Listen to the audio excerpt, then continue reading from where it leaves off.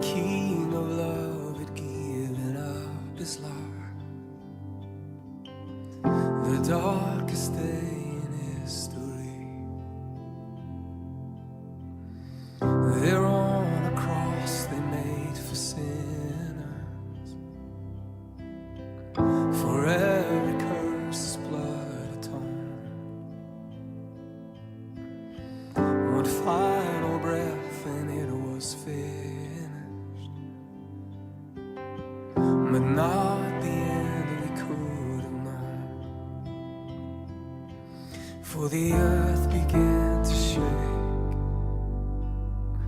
and the veil was torn.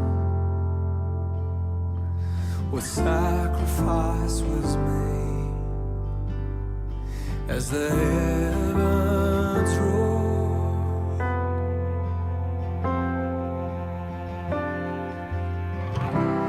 Oh, hail King Jesus. Oh, hail the Lord of heaven and earth. Oh, hail King Jesus. Oh, hail the Savior of the world. Oh, hail.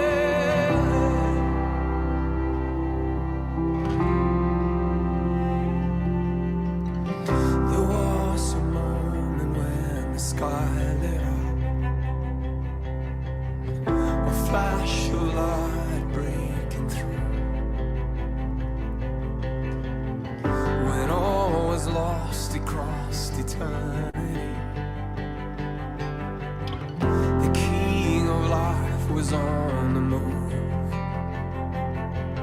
For in a dark cold tomb, where our Lord was laid, one miraculous breath, and will forever change.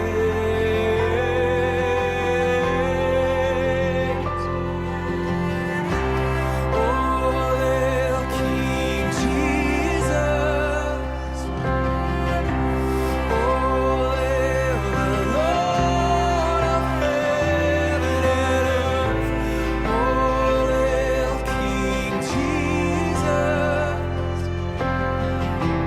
Oh, hail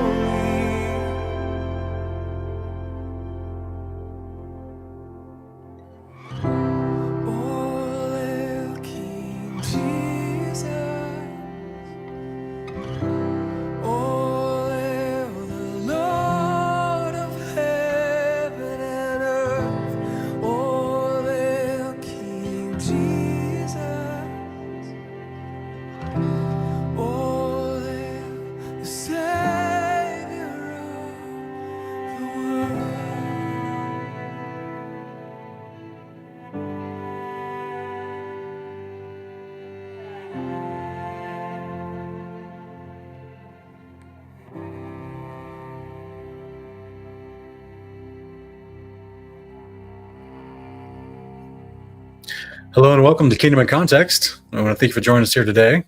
Shabbat Shalom, sweetie. Shabbat Shalom, babe. I'm Lindsay, the wife. That's right. My name's Sean. I forgot my name too. Welcome. We appreciate you guys joining us today. And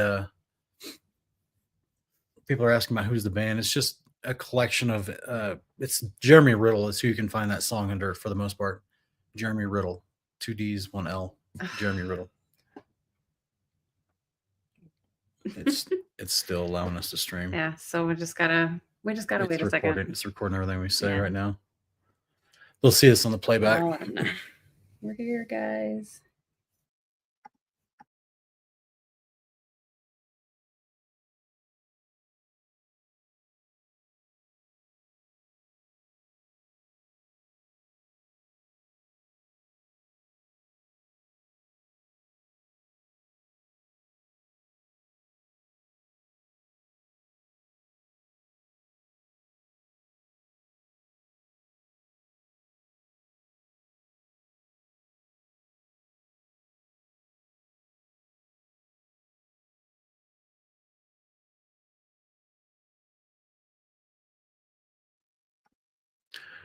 Well, usually the playback will show us still recording us, audio and video.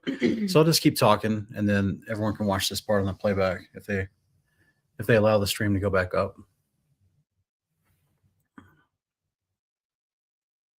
There we are. Yeah.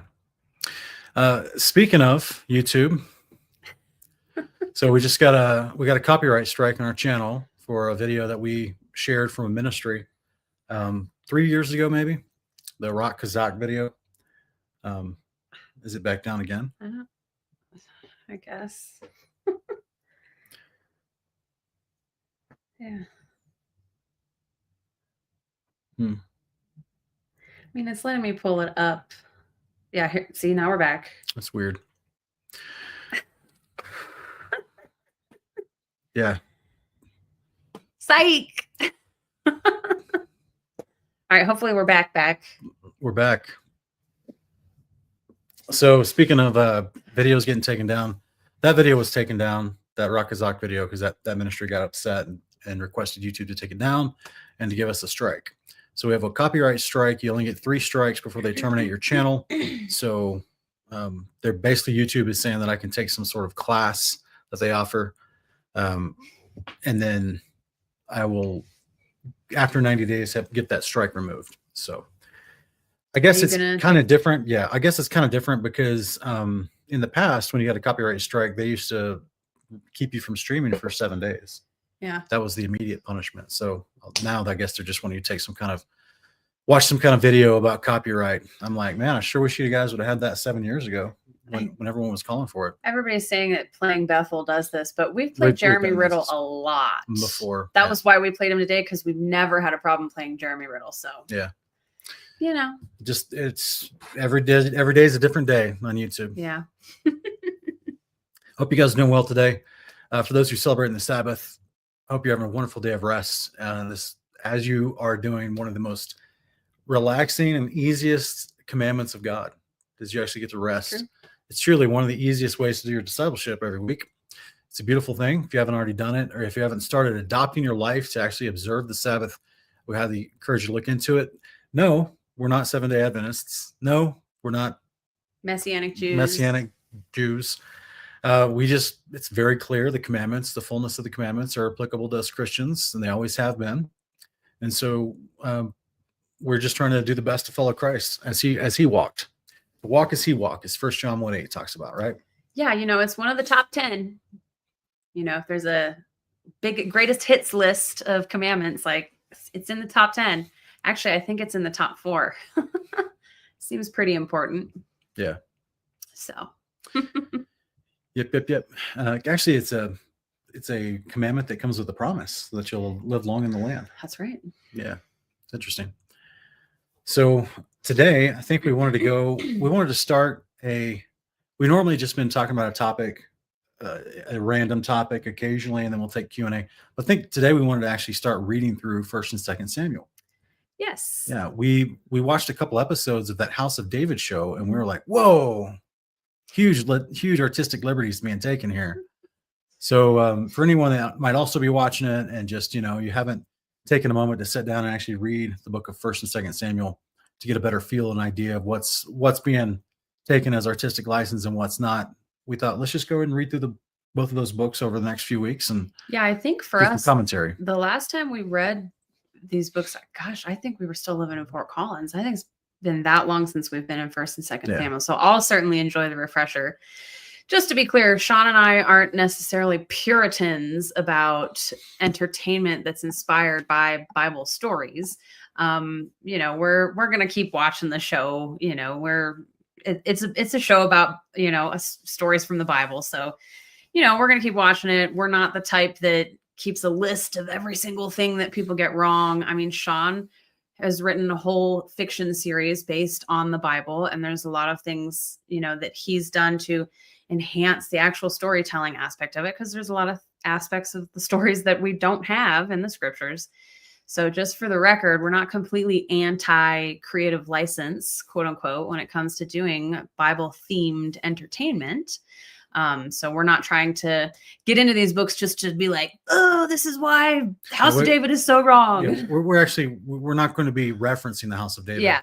As we go through, it kind of just made us both think we wanted to hop back into those books. Yeah, we're going to be reading 1st and 2nd Samuel with our own commentary. Yeah. No comparison or reference to the House of David.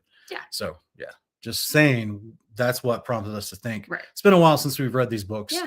So we'd love for you guys to read them with us. Yeah. All right, let's get rolling.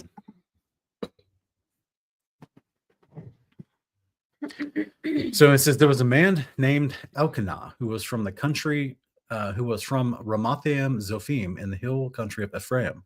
He was the son of Jeroham, the son of Elihu, the son of Tohu, the son of Zuph, and Ephraimite. He had 2 wives, one named Hannah, the other Peninnah, and Peninnah had children, but Hannah did not. Year after year, Elkanah would go up from his city to worship and sacrifice to the Lord of hosts at Shiloh, where Eli's 2 sons, Hophni and Phinehas, were priests to the Lord. And whenever the day came for Elkanah to present his sacrifice, he would give portions to his wife Peninnah and to all her sons and daughters. But to Hannah he would give a double portion, for he loved her, even though the Lord had closed her womb. As if you shouldn't love her. Yeah, I think that's just an old-fashioned way of wording. He felt some extra tenderness towards her out of empathy that she is without child, and I'm sure he's understanding that she feels some type of way about it, as we would say nowadays. It was a huge mark of womanhood in the ancient culture. You had to have children. Yeah. They actually, in China today, they still have that standard. So if a woman hasn't married and started having children by 24, they call them the leftover women. Oh, yeah. You told me about that. Wasn't there like a whole documentary on them? Yep. Oof. Yeah, it's rough. Yeah. So 25 and up, they're called leftover women. It's rough. Wow. Because the Lord had closed Hannah's womb, her rival would provoke her viciously to taunt her. And this went on year after year. Whenever Hannah went up to the house of the Lord, her rival taunted her until she wept and would not eat. Now, this is just rough, right? So, like, I don't have 2 wives, but if I did and I saw one wife treating the other this way, I would step in. This would not persist in my house, right? Yeah. So unless the husband's not really actively involved in the womanly discussions ever. I'm not sure how much they were back then. I mean, we know Jacob there was all kinds of drama with his wives that he didn't ever seem to step into, to try and manage or decrease. So yeah, he must have been real busy. Yeah. I can't remember what he did for a living, but point is, this guy, one of his wives was rogue. She's not abiding in the love of the commandments. Yeah. Right. So verse 8 says, Hannah, why are you crying? Her husband Elkanah would ask, why won't you eat? Where's your heart? Why is your heart so grieved? Am I not better to you than 10 sons? So after they'd finished eating and drinking and Shiloh, I know, right? He makes it about him. He makes it about him. He's like, why are you crying? Because you look at me. You got all this. You got all this Elkanah. Yeah, that's funny. Elkanah sounds like a illustrious name already. Yeah. Yeah. Anyway, so after they finished eating and drinking in Shiloh, Hannah stood up, because remember, they're eating and drinking because they go there year to year to do sacrifices. Yes. So they're Yeah. they're not eating at Chili's in Shiloh. They're not eating at Applebee's. They're not eating at a local vegan boutique.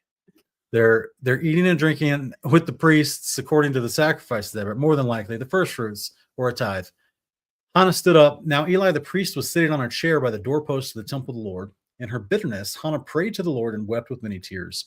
She made a vow, saying, O Lord of hosts, if only you would look upon the affliction of your maidservant and remember me, not forgetting your maidservant, but giving her a son, then I would dedicate him to the Lord all the days of his life. No razor shall ever touch his head. As Hannah kept on praying before the Lord, Eli watched her mouth. Hannah was praying in her heart, and though her lips were moving, her voice could not be heard.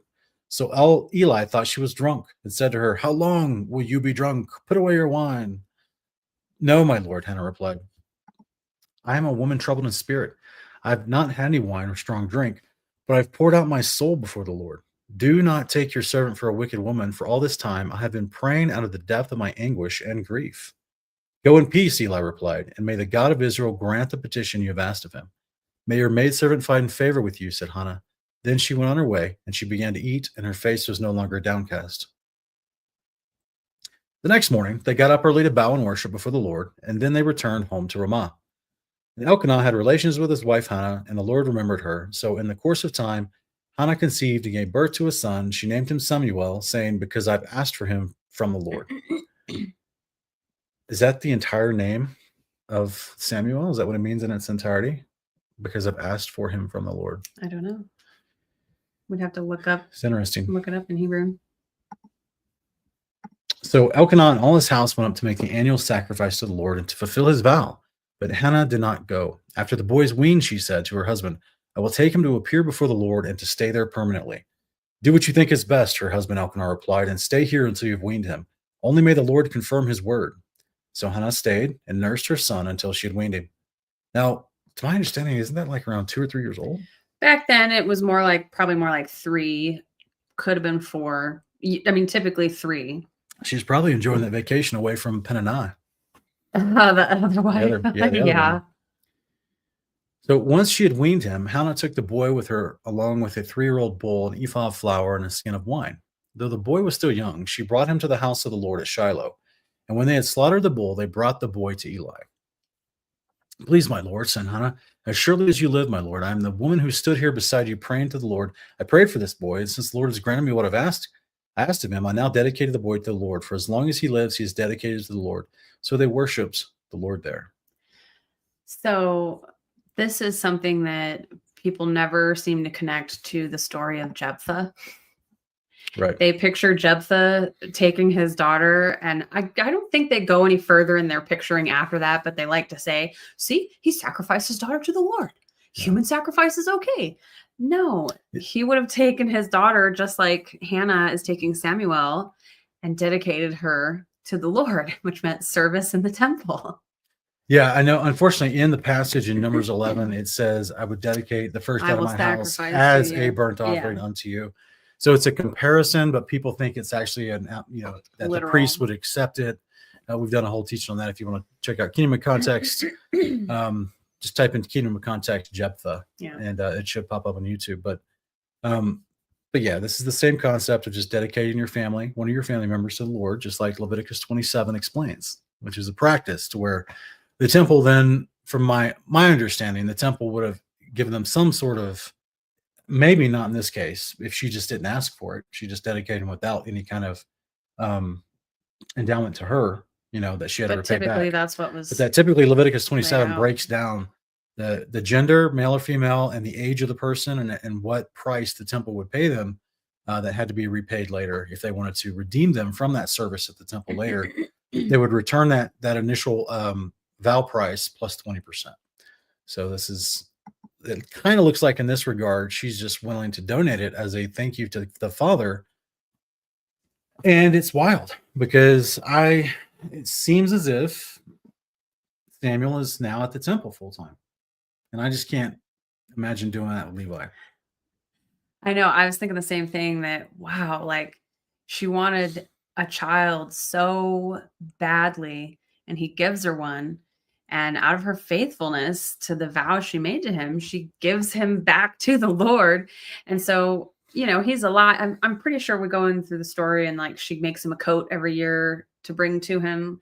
Like she's still seeing her son, but I can't imagine just dropping my child off. Yeah, I don't think that they would have like restricted her from visiting, you No. know. But man, I cannot imagine. Yeah, Carmela, I don't know. I mean, we're not sure if it was like, did she take him there to dedicate him and then he would come back and forth and come for training as he grew? Or did he go to live at the temple permanently? We don't really have those details, right? We don't have At that age, at least. We don't have the details for the living arrangements surrounding the temple with the rotation of priests. Mm-hmm. We know there were rooms for the priests at the temple, but I can't remember if they just had adjacent housing, basically, that they knew was a part of the priesthood, that would have been part of the territory of the Levites given within that city, that area, or if they were just in the adjacent city where the Levite territory was, and that's where the housing was. Overall, though, man. So you remember the priests had families too. So there's lots of women and older sisters and other people running around. I mean, they're not just left with some nun who abuses them. This isn't like Catholicism, right? There's like entire families hanging out. This is a family environment all the way around through and through. So there's definitely enough people to be able to raise the children. And of course, the priests were supposed to be walking in the ways of Torah and having a heart that's sensitive towards mankind and towards God. So they would have been supposed to be a tender and loving father figure. But that's the prayer. I will say that we do know from modern studies these days that children absolutely like the bond they need and the nurturing they need from their mothers. That's like the main kind of nurturing they need from like age 0 to like 5. And then from 5 on, the children thrive the best with the love and the training and the teaching of their fathers. So I would think, and statistically, I know some women might not like to hear me say this, but statistically, children who are in single parent homes, if their single parent is a father, they're statistically seem to be better off in terms of crime rates and teen pregnancy and all those kinds of things, rather than when they're in single mother homes. So I also think about like if there's a really male heavy presence at wherever Samuel's being dropped off, he's probably okay. He's in the hands of men who are practicing righteousness and following the Torah and probably have raised children of their own. And so at the first thought of it as a woman, you think, oh my gosh, what is that little child going to be doing? Who's going to care for him? Well, the men might be fully capable of caring for him. Yeah. It's not out of the realm of possibility. We know that, statistics show that in some situations, men are better caretakers for children in their later years. So yeah, I didn't get us canceled saying that, but no, men are fully capable of taking care of children. In most cases, it's preferable to, especially if you need to be a strong, definitive, decisive man of God who's raised in the temple, like you need a strong male figure to be there. They weren't pushovers. Yeah. They weren't betas. Yeah. All right, let's go back to chapter 2. Someone's asking what tribe is he from? I don't remember. I think it's the territory of Ephraim, but I know it's been assumed that Elkanah was part of the Levites. And so that's why he could be raised to become in the temple and become a prophet. But even if he wasn't, if he was from the tribe of Ephraim, prophet could be chosen from the tribe of Ephraim, no problem as well. Yeah. So I think there's some historical a void in historical knowledge, to my understanding. If anyone knows, I don't remember a verse ever describing the specific tribal lineage that Samuel's mother was from, whether mother or the father, Elkanah or Hannah. But if you guys know, you're welcome to drop in the chat. Okay, so in chapter 2, it says, at that time Hannah prayed, my heart rejoices in the Lord, my horn is exalted in the Lord. My mouth speaks boldly against my enemies, for I rejoice in your salvation. There's no one holy like the Lord. Indeed, there is no one besides you, and there is no rock like our God. Do not boast so proudly or let arrogance come from your mouth, for the Lord is a God who knows, and by him actions are weighed. The bows of the mighty are broken, but the feeble are equipped with strength. The well-fed hire themselves out for food, but the starving hunger no more. The barren woman gives birth to 7, but she who has many sons pines away. The Lord brings death and gives life. He brings down to Sheol and raises up. The Lord sends poverty and wealth. He humbles and he exalts. He raises the poor from the dust and lifts the needy from the ash heap. He seats them among princes and bestows on them a throne of honor. The kingdom promises, by the way, guys, in case you're not aware. Kingdom, like gospel of the kingdom, right? The idea that you're raised and resurrected and set in positions of rulership that would be seated among princes and bestowed a throne of honor. So even Hannah is knowing and praying in her prayer. She's praying concepts that are fulfilled with the day of the Lord, the millennial reign, and the kingdom come. So it's a beautiful, beautiful thing. So that means it was a common understanding. Yes. Like, who's this lady? Hannah. You know what I mean? Yeah.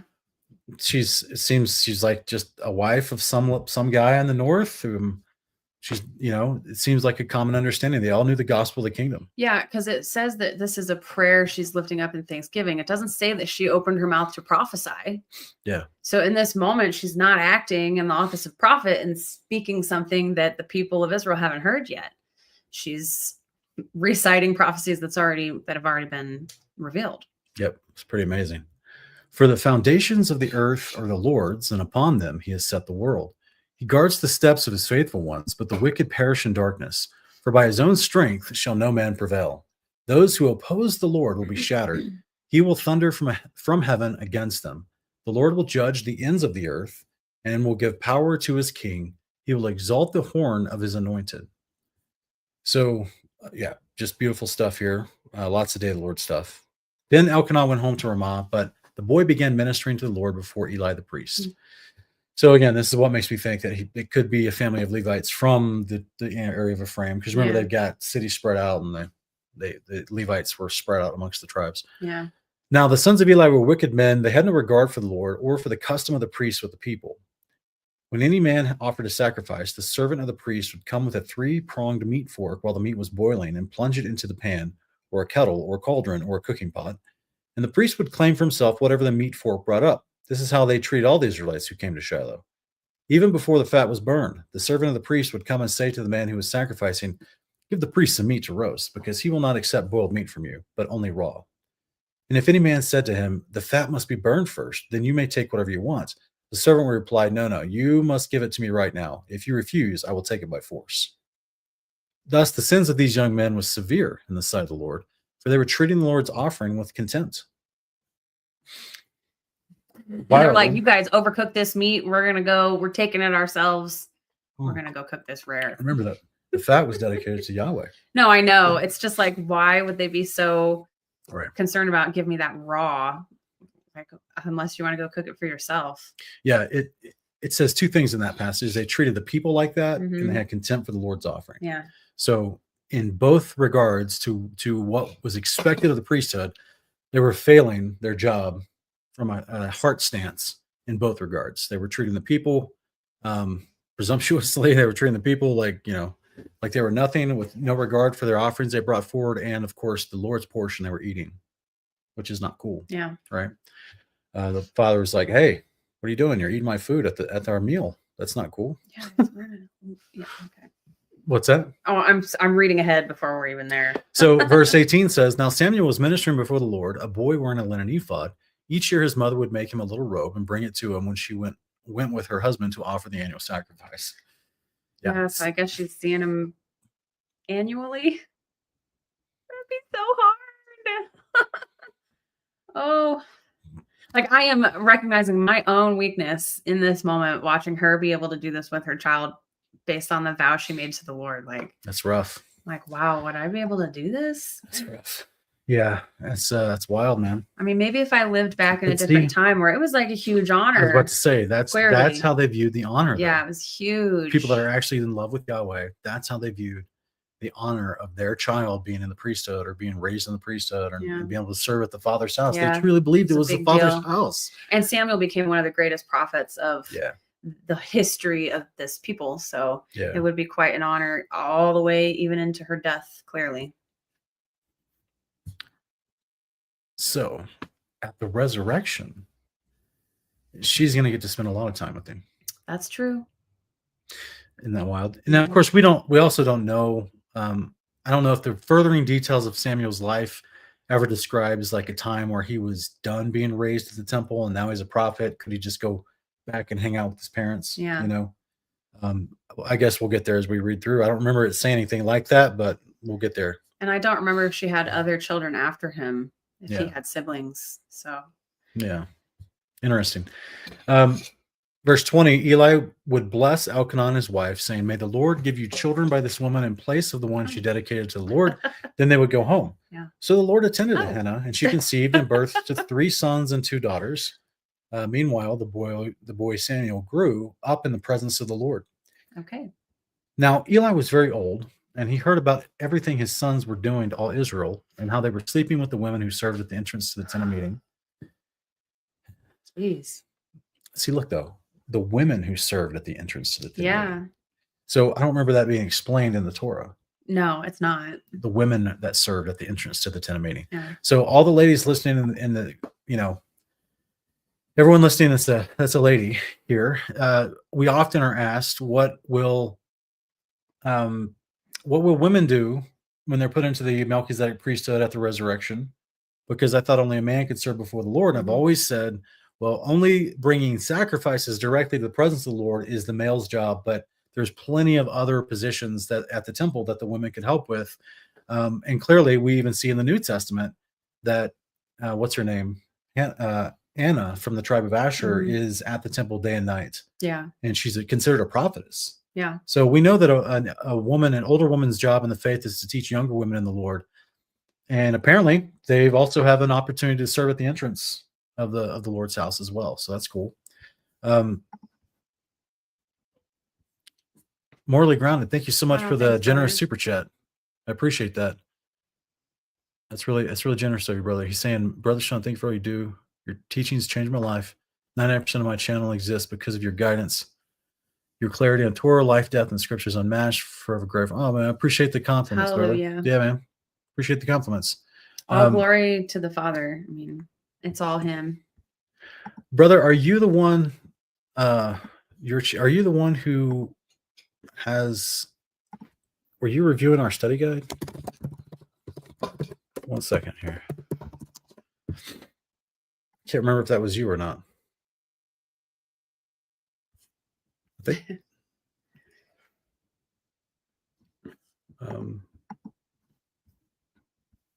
Maybe not, but yeah, I'll check out your channel, brother. I appreciate you and your kind words. Awesome. Yeah, I'll have to go sub. Yeah, I think that's you. And then Miss Marcia, also, as always, thank you so much for gifting everyone with the memberships. And really, it's always a blessing. Thank you, Miss Marcia. We're still praying for you and your health. So I hope that you're doing well today. Yeah, feel free to give us an update in the chat if you're comfortable with it. Yeah. So, all right, here. Let's see. Where were we? Okay, so it says Eli was very old. He heard about everything his sons were doing. Okay, verse 23. Why are you doing these things? Eli said to his sons. I hear about your wicked deeds from all these people. No, my sons, it is not a good report I hear circulated among the Lord's people. If a man sins against another man, God can intercede for him. But if a man sins against the Lord, who can intercede for him? But if they would not listen to their father, since the Lord intended to put them to death. And the boy Samuel continued to grow in stature and in favor with the Lord and with man. So we have a unique concept here. In Leviticus chapter 9, Aaron's sons, Nadab and Abihu, they brought strange fire directly to the Lord, and the angel of the Lord shot them down with fire. These two sons of Samuel are bringing... it's my phone in the bathroom. It's on the counter vibrating. So these two sons they're not bringing an actual offering to the Lord, whether in the holy place or the Holy of Holies, but the general offerings that people bring that they would put into the boiling water, they're just taking out of there, and then they're browsing with the women, and then they're doing a bunch of not cool stuff. So Yeah, it sounds like they're just picking up chicks and enjoying free food. yeah, they're basically abusing their position, but not in the same way that Nadab and Abihu did, because they're not going to that level of the temple. Yeah. They're doing their shenanigans on the outskirts with where people bring in and boil their food to cook it, as well as just some of the other, I guess, daughters of the Levites. Yeah, serving at the assume temple that's entrance. who it would need to be, or other women like Jephthah's daughter, wherever they come from. How many of these women were from Numbers 31 when Moses, they took over the Midianites, and they had all those women that were dedicated to the priesthood, that were dedicated to the Levites, and the From the temple. Midianites? Yeah, just makes me wonder. Yeah. Like that was 400 years earlier, but I'm like, where are these It has Levite ripple effects. daughters, or are they like grafted in Midianite daughters? And like, I'm just wondering, like, either way, it's still bad. I'm just wondering, like, what would cause these men to think that this is okay? Because it seems like the girls could be punished as well. Yeah. Because I don't think that they're trying to offer marriage. The girls aren't claiming that these guys are aggressing upon them without consent. So it just seems like, there's a lot of shenanigans going on. It's like modern day church. Yeah. It's like, Yes. it's like a modern day church. True. That's true. Yeah, where people just hooking up at modern day Yeah. churches and not getting married. Like it's not good. Don't ever think that life is different, guys. Life is the same from the start till now. Like we just may have indoor plumbing and air conditioning now, but the way humans interact with each other is always the same. That's why God's word is timeless. Yeah, life is a little easier to live these days because of modern conveniences, but in terms of all of our emotional issues that we bring with us everywhere, it's the same. We're arguing about the same things. We're having problems with the same sins. It's nothing new under the sun. Yeah, there's the Bible's super relevant. So the Lord's intending to put them to death, but he hasn't. So again, it's not like the Nadab and Abihu. It's not like an instant judgment. Yeah. What's he waiting on? Is he waiting on for Samuel? Is it to teach Samuel a lesson of like, hey, you're lacking in the stewardship here, not just of the father's house, but also of your own sons. You mean Eli? Excuse me, Eli. Yeah. Like what's the Lord waiting on, I guess is my question. Yeah, because what has Eli been doing that it's been allowed to get to this point that his sons haven't been disciplined in any way this whole time? I mean, this is what happens. People think that it's extreme that God had these laws about the death penalty for certain things. But when he would say that people were to be put to death, he talked about, removing the evil from among you. And unfortunately, it's because when you don't, that evil is allowed to permeate and influence. And then you have, you end up with situations we have actually with Israel through their whole history of going back and forth between obedience and full on wickedness and idolatry. So death penalty seems harsh to us in these modern times, but that was the only way to truly purge the evil from among them. All right. So Devin is saying, this is when we asked earlier if you know a verse that explains. Yeah.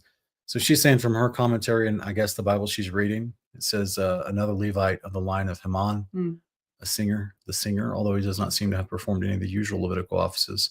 He was the father of Samuel the prophet. Another Levite from the line of Heman. Elkanah was the son of Heman, or a grandson or something. I need to go into Chronicles and look up the genealogies and see where he came from. But yeah, that would make sense that he's a Levite. Okay. So here we go. It says in 26, the boy Samuel will continue to grow in stature and in favor with the Lord and with man. Very similar to Luke 2:52. Mm-hmm. Well, it talks about Christ. So in verse 27, then a man of God came to Eli and told him, this is what the Lord says. Did I not clearly reveal myself to your father's house when they were in Egypt under Pharaoh's house? Oops. Let's put it back on screen for people. There we go. Let's start over.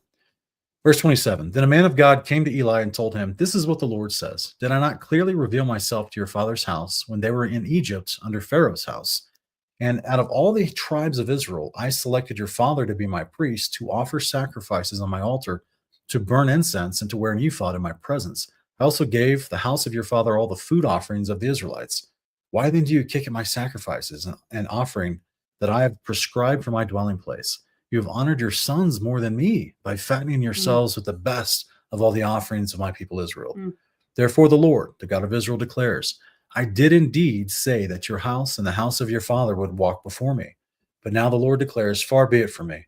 For I will honor those who honor me, but those who despise me will be disdained. Behold, the days are coming when I will cut off your strength and the strength of your father's house, so that no one in it will reach old age. You will see distress in my dwelling place. Despite all that is good in Israel, no one in your house will ever again reach old age. And every one of you that I do not cut off from my altar, I will cause your eyes to fail and your heart to grieve, and all your descendants will die by the sword of men. And this sign will come to you concerning your two sons, Hophni and Phinehas. They will both die on the same day. Then I will raise up for myself a faithful priest who will do whatever is in my heart and mind, and I will build for him an enduring house, and he will walk before me, anointed one. He will walk before my anointed one for all time. And everyone left in your house will come and bow down to him for a piece of silver or a morsel of bread, pleading, please appoint me to some priestly office so that I can eat a piece of bread. Hmm. So it's an interesting thing here that it's like the Father is it's like the Almighty God, Yahweh, is playing upon the concept of raise up a child in the way he should go, to where these children have not been raised up to respect Yahweh. So therefore, the long-lasting effects is going to bring all this destruction that he's talking about, right? Where the priesthood is going to be struggling, there's going to be problems. This particular line is going to be cut off at early ages. And then he will raise up a faithful new high priest. So it's an interesting concept that's happening here. I've always been a little confused if this towards the end is a kingdom prophecy or not. Because he says, I'll build for him an enduring house and he will walk before my anointed one for all time. Yeshua is the anointed one. Right? Well, no, not all the time. The anointed one was both prophets, priests, and kings.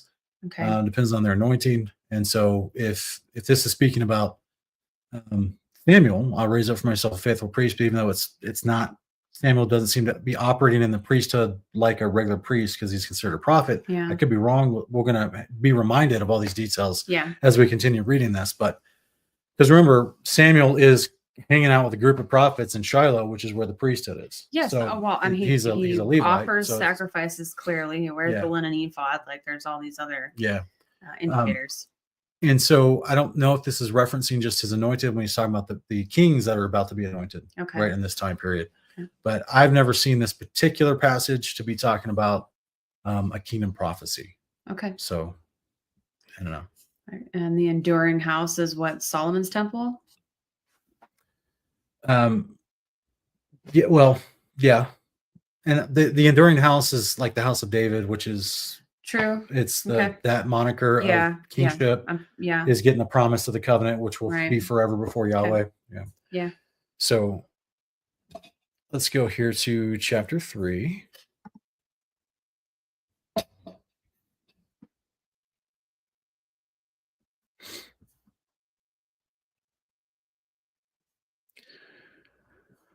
All right, guys.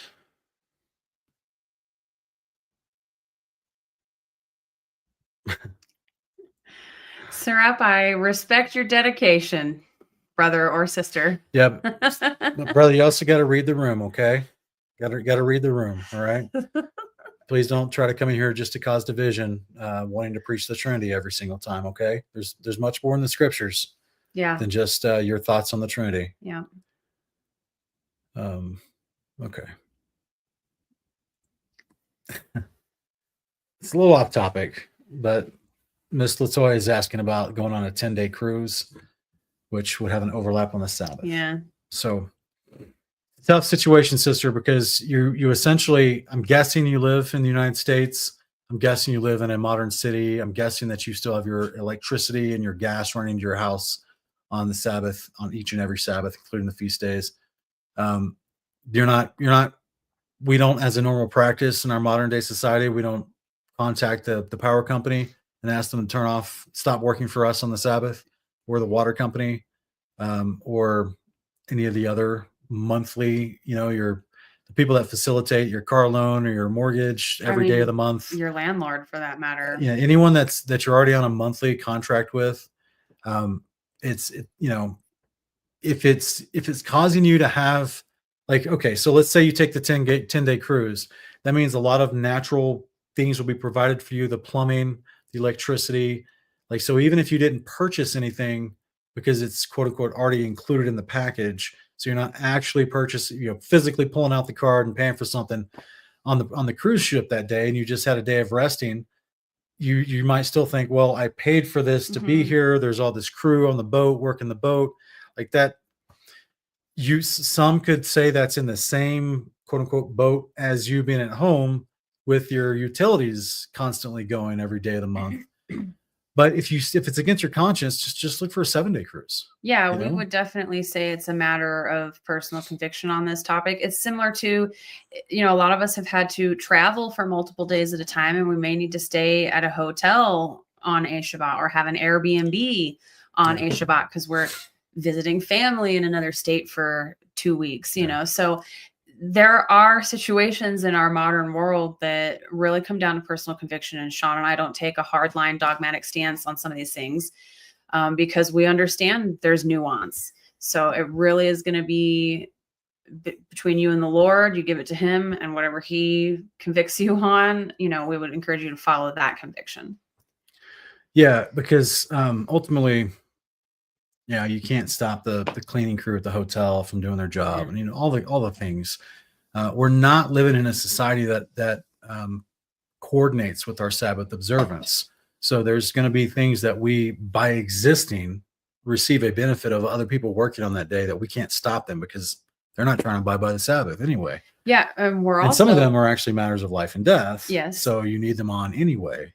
Yeah. So, and just in general, we are living in a very modern world. I mean, compared to most of human history, has looked nothing like it looks now in this narrow little part of our part on the timeline. So we are living with certain things that in the ancient world just didn't live with. I know they had like the concept of a hotel and an inn, but there are just certain things that really just aren't specifically addressed in the ancient texts for us. It's not spelled out for us because it's not something that most of mankind was ever presented with for most of our history. So these are definitely things that we need to take to the Lord and let him guide us on it on our own personal walk.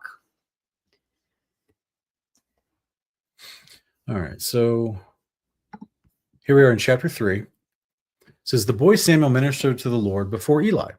Now, in those days, the word of the Lord was rare and visions were scarce. And at that, it sounds like these days. Yeah. And at that time, Eli, whose eyesight had grown so dim that he could not see, was lying in his room. Before the lamp of God had gone out, Samuel was lying down in the temple of the Lord, where the ark of God was located. I'm guessing he's not lying in the Holy of Holies. I would think not. In the temple, the ark is located in the temple of the Lord, but in a very specific. That's a weird way to word it, basically, is what I'm saying, right? Because we know the actual layout of the temple. There's a specific room where the ark is located, but he's just laying down in the holy place. Is he laying down near the menorah and the table of showbread? I don't think he could just lay down in the holy place. I thought you had to be like super clean to be going in there. Well, he knows how to do that. And isn't it only the high priest that goes into the actual holy place? No, the actual holy place, they have to change out the bread and everything. The other ministers can go in there. It's the Holy of Holies the priest can only go into. That's what I'm saying. The high priest can only go into. Yeah, the Holy of Holies. So the outside of the Holy of Holies is the table of showbread. And that's menorah, called the holy place? That's the holy place. Oh. That's behind another veil. So there's two veils. Okay. Right? One into the holy place, the other one into the Holy of Holies. Okay. The innermost holy place. So the outer room where the table of showbread was, the menorah and all that stuff, that had to be replaced with new bread, right? So this is where David snuck in there and grabbed the bread. Or no, I think they grabbed the bread for him and gave it to him. Sorry, Tracy, we are kind of we're answering here and there and then going back to reading. So it's okay if people start putting their questions in. It's fine. We'll try to address them back up as we can. Like I announced, that one was off topic, but we've never received a question like that before, so I just figured I'd try to address it. Yeah, no problem. Oh, Tracy tries to moderate in the chat and let people know it's not time for questions yet, and we definitely appreciate that. So I think we just confused her a little bit. So it goes on to say in verse 4, the Lord called to Samuel and he said, here am I, or here I am. He ran to Eli and said, here I am, for you've called me. I didn't call, Eli replied. Go back and lie down. So he went and laid down. Okay, so this is what I've never understood about this particular part of the story. It seems like they're literally just sleeping in the temple. Yeah. So I mean, that's wonderful, right? It reminds me of Exodus 33, where it talks about Joshua. Even after Moses would lead the tent of meeting, Joshua would just stay in there and worship. Yeah. Like, that's cool. You know, if you got an incredible heart for the Father, that's cool. I just didn't realize you could just like put down a cot or put down a blanket and a pillow and just like sleep on the floor. And like, I'm cool with that. I don't have a problem against it. It just seems like, are there other people doing this? It naturally makes Like, you wonder about the logistics of all Yeah. that. Like, what did that actually look like? it's interesting, because that seems very awesome. Like, you're dedicated to Yahweh, it's amazing. But did other people do this? And like, we don't see I never see any other thing like this in the scriptures where someone that's ministering before the Lord, no matter what level of hierarchy of the priesthood he's at, is like literally sleeping in the temple. Like, that's interesting. Once again, the Lord called Samuel. Samuel got up, he went to Eli, he said, here I am, you called me. My son, I did not call, Eli replied. Go back and lie down. Now, Samuel did not yet know the Lord, because the word of the Lord had not yet been revealed to him. Once again, for the third time, the Lord called to Samuel. He got up, he went to Eli, and he said, here I am, for you called me. Then Eli realized that it was the Lord who was calling the boy. Go and lie down, he said to Samuel, and if he calls you, say, speak, Lord, for your servant is listening. So Samuel went and laid down in his place. Then the Lord came and stood there, calling as before, Samuel, Samuel. So this is interesting because the Lord came and stood there as before. Calling as before. Yes. So he's not visible, in my opinion. This is one of those moments where an angel is already there, but they're just not visible. Angel. Yeah, they just haven't been revealed to him, as it just said. It's the angel of the Lord. He's the same one hovering over the temple that's been there this whole time. The same one that we see back in Judges chapter 2, who's also at Shiloh, which is the place where they're ministering here. So it just makes you wonder, or no, actually, he's at Bethel. In Judges chapter 2, he's at Bethel. But the angel of the Lord here is synonymously wherever the tabernacle of meeting has been set up, the angel of the Lord is usually there, right? So it's interesting that it says he came and stood there, calling as before. Samuel answered, speak, for your servant's listening. But it doesn't say that Samuel saw anything, right? That's why each of these times he keeps thinking it's Eli and he goes to a different room. Right. So verse 11, then the Lord said to Samuel, I'm about to do something in Israel at which the ears of all who hear it will tingle. On that day I will carry out against Eli everything I've spoken about his house from beginning to end. No wonder he didn't want to say this in front of Eli. Yeah. He's like, how old is Samuel at this point? I'm guessing he's not a child. No. So how old is he here, right? I don't know, because I'm not sure it tells us how many years since. Because it seems like a big boy conversation. We know it's been enough years for Eli to be old enough to be going blind. Right. So 20? Seems like a big boy conversation, right? Yeah. So, because he's talking literally about judgment being carried out against Samuel's, instructor, his tutor, his authority, right? Yeah. So verse 12 says, on that day I will carry out against Eli everything I've spoken about his house from beginning to end. I told him that I would judge his house forever for the iniquity of which he knows, because his sons blasphemed God and he did not restrain them. So now it mentioned exactly what we all thought, right? Yep. Everyone's common sense evaluation of this. Therefore, I have sworn to the house of Eli that the iniquity of Eli's house shall never be atoned for by sacrifice or offering. So I'm guessing this is what it meant by that the Lord wanted to kill them, but he didn't. And we're asking, what's he waiting on? I think he was waiting on Eli. What, to live to old age? No, to carry. I think the reason his sons were not killed was because Eli was not carrying out the law in regards to his sons. Oh, yeah, that's true. He wasn't doing the hard work that, the extremely, extremely difficult decision that his sons put him in. Yeah. He wasn't going to do it. Yeah. So as a result of this, he was giving Eli time to make it right by removing his sons, or what, putting them to death? Carrying out the law against his sons for the sins unto death that they've committed. And he's not doing it. So he's being a neglectful, lawless high priest whose sons are being lawless, and it's being condoned and allowed. And so this is why you're supposed to be the first one with your hand in the stone, so to speak, Deuteronomy 13. Yeah. And you're not supposed to show overdue or unnecessary mercy or partiality. You're supposed to actually carry out the tough parts of God's law as well, and that's what Eli did not do. So it's interesting. It's crazy because, there must have been a whole bunch of other people involved in rearing up Samuel to become the righteous prophet he was. It couldn't have just only been Eli, because if Eli was that lax with his own sons, how well was he really able to train Samuel? I don't know. Daughters of the Most High, thank you so much for the super chat. She says, Shabbat Shalom, blessings to you and Levi. We love you guys, from me and Warrior of Yah. Oh, thank you. Yeah, that's really generous of you. Thank you so much for the donation.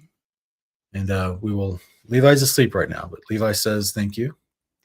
You guys might get to see him in a little bit. I got to wake him up in about half an hour. So. All right. So verse 15 says, Samuel lay down until the morning. Then he opened the doors of the house of the Lord. He was afraid to tell Eli the vision, but Eli called to him and said, Samuel, my son. Here I am, answered Samuel. What was the message he gave you? Eli asked. Do not hide it from me. May God punish you, and ever so severely, if you hide from me anything I said to you. So like this, I can totally see this being put into a skit where they're like making breakfast the next morning. This amazing thing has happened in the middle of the night. Eli has not forgotten by the time he woke up. And Samuel's not just volunteering the information, right? He's not just gushing out the information. Like, guess what he said to me? It was God. I saw God like it. He's not just excited, right? He's just like, did you want eggs this morning? So I'm sure Eli's like, bro, just speak. That is an awkward conversation to have over your pancakes. Yeah. Your unleavened flapjacks. So verse 17 says, what was the message he gave to you last? Do not hide it. May God punish you, and ever so severely if you hide from me anything he said to you. So Samuel told him everything and did not hide a thing from him. He is the Lord, replied Eli. Let him do what is good in his eyes. Yeah, you're as lackadaisical about that as you are about your son's discipline. Jeez. That's wild. All right, so verse 19, as Samuel grew and the Lord was with him, he let none of Samuel's words fall to the ground. It's very similar to Joshua. Mm-hmm. So all Israel from Dan to Beersheba knew that Samuel was confirmed as a prophet of the Lord, and the Lord continued to appear at Shiloh, because there he revealed himself to Samuel by his word. There you go. All Israel from Dan to Beersheba. That's from the north to the. Remember in Judges 16 through 19, the Danites, they lost their territory, which was near the middle of Israel along the seacoast, and then they went north to Laish and took over that place unrighteously. Okay. And then they set up the golden calf and been worshiping it ever since, right? So even though they're like right as we're reading this, there's still a golden calf in Dan. Yeah, wow. Yeah. It's wild. And the Father's being merciful with them. Yeah. He's not just unloading a pillar of fire all across the land of Dan. Just he's long suffering. Yeah, he's being loving with them as well. So chapter 4. Thus the word of Samuel came to all Israel. Now the Israelites went out to meet the Philistines in battle and camped at Ebenezer, while the Philistines camped at Aphek. The Philistines arrayed themselves against Israel, and as the battle spread, Israel was defeated by the Philistines, who struck down about 4,000 men on the battlefield. When the troops returned to the camp, the elders of Israel asked, "Why has the Lord brought defeat on us before the Philistines? Let us bring the ark of the covenant of the Lord from Shiloh, so that it may go with us to save us from the hand of our enemies."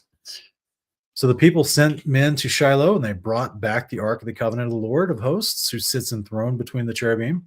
And the two sons of Eli, Hophni and Phinehas, were there with the ark of the covenant of God. So they're still in operation. And how are they touching that thing without dying? Well, they may not have been touching it, but someone else may have. But these two dudes are still in operation. Crazy. Isn't that wild? Maybe they knew enough to know not to touch it, right? Verse 5 says, when the ark of the covenant, the Lord entered the camp, all the Israelites raised such a great shout that the ground shook. On hearing the noise of the shout, the Philistines asked, "What is this loud shouting in the camp of the Hebrews?"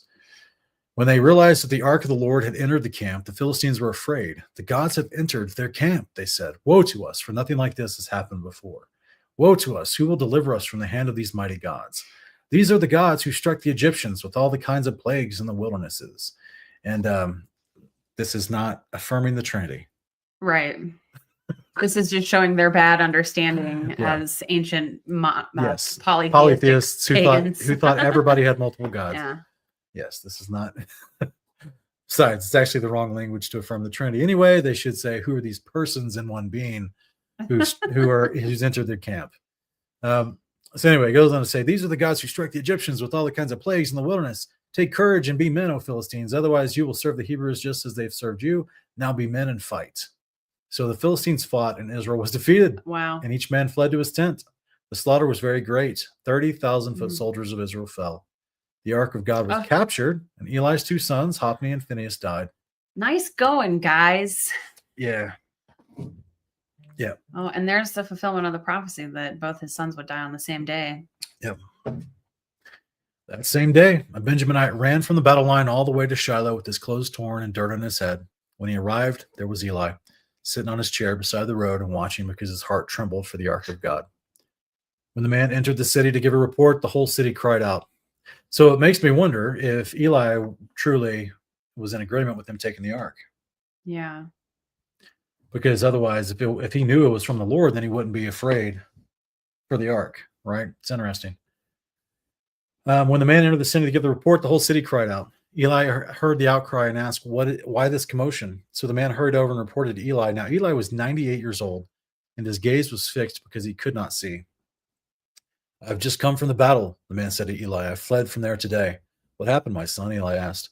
The messenger answered, "Israel has fled before the Philistines, and there has been a great slaughter among the people. Your two sons, Hophni and Phinehas, are both dead, and the ark of God has been captured." As soon as the ark of God was mentioned, Eli fell backward from his chair by the city gate, and being old and heavy, he broke his neck and died.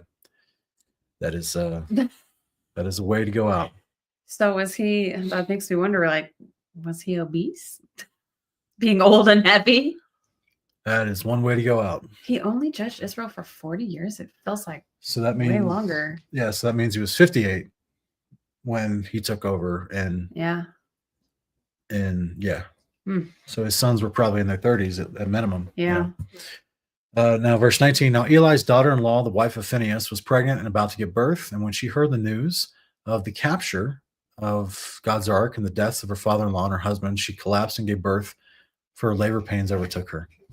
As she was dying, the woman attended to her, saying, "Do not be afraid, for you've given birth to a son." But she did not respond or pay any heed. And she named the boy Ichabod, saying, "The glory has departed from Israel, because the ark of God has been captured, and her father-in-law and her husband has been killed. The glory has departed from Israel," she said, "for the ark of God has been captured."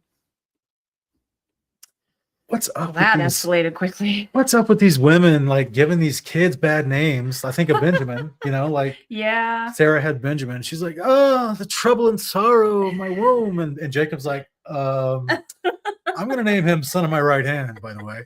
So as she's dying, she's like, "You killed me, son. I'm going to give you a bad name." It's definitely it's wild. An interesting approach to choosing a name, because it's usually such a joyous thing, but I guess in your dying moments, you want your kid to forever remember. I don't know how old she is either. It doesn't say her age during this, but if Eli's 98, her sons have been these wicked sons, Eli and Hophni or Phinehas and Hophni have been serving as lay priests for a long time.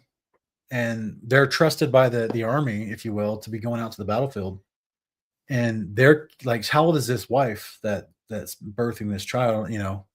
We know that they commonly took younger women back then. They didn't, but could this been a wife from their youth? That probably not, because they were carousing with other women for how long? So apparently he got married at one point. One of the guys got married at one point. Whose wife was it? Whose did it say? Phineas's wife. Okay.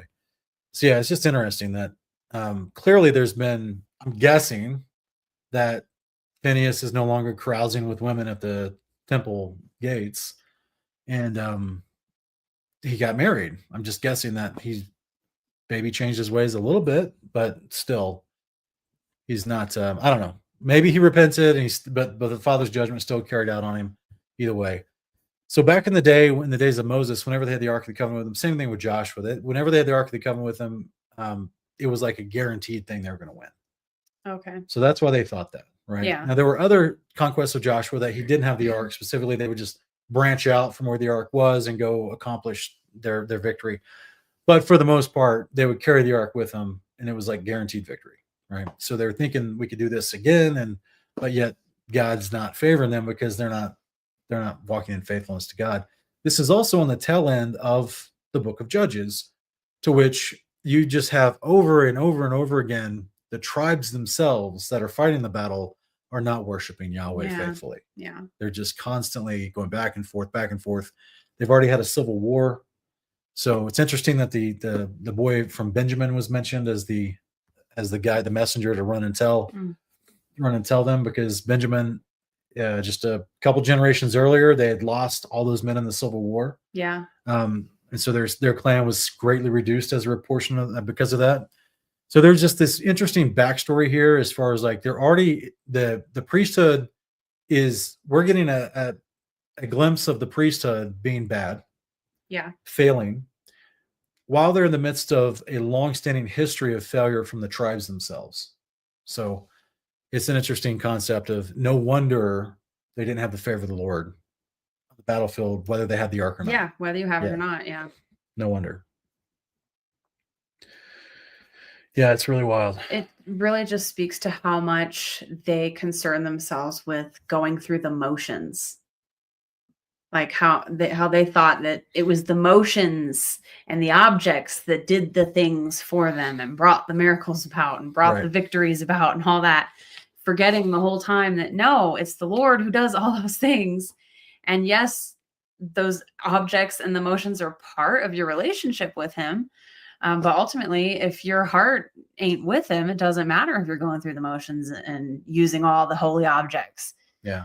You know? Kind of like, you can still sin if you're wearing your ZZ. Yeah. Yeah.